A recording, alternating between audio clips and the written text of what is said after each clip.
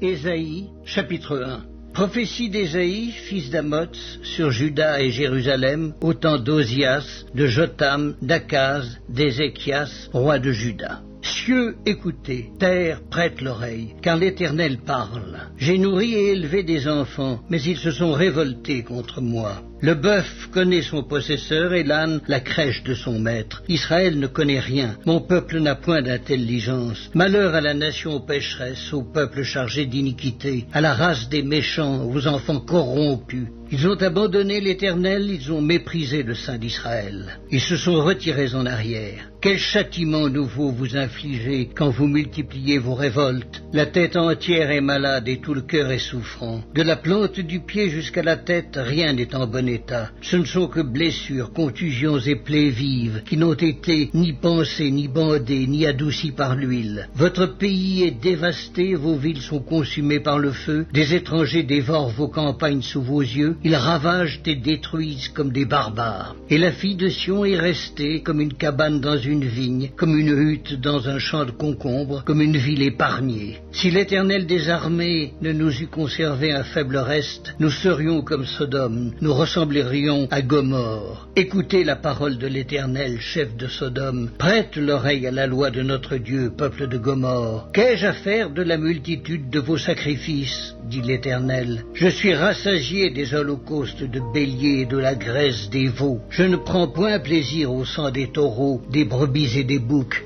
Quand vous venez vous présenter devant moi, qui vous demande de souiller mes parvis? Cessez d'apporter de vaines offrandes. J'ai en horreur l'encens, les nouvelles lunes, les sabbats et les assemblées. Je ne puis voir le crime s'associer aux solennités. Mon âme hait vos nouvelles lunes et vos fêtes. Elles me sont à charge. Je suis las de les supporter. Quand vous étendez vos mains, je détourne de vous mes yeux. Quand vous multipliez les prières, je n'écoute pas. Vos mains sont pleines de sang. Lavez-vous, purifiez-vous. Ôtez de devant mes yeux la méchanceté de vos actions. Cessez de faire le mal. Apprenez à faire le bien, recherchez la justice, protégez l'opprimé, faites droit à l'orphelin, défendez la veuve, venez et plaidons, dit l'Éternel. Si vos péchés sont comme le cramoisi, ils deviendront blancs comme la neige. S'ils sont rouges comme la pourpre, ils deviendront comme la laine. Si vous avez de la bonne volonté et si vous êtes docile, vous mangerez les meilleures productions du pays. Mais si vous résistez et si vous êtes rebelles, vous serez dévorés par le glaive, car la bouche de l'Éternel a parlé.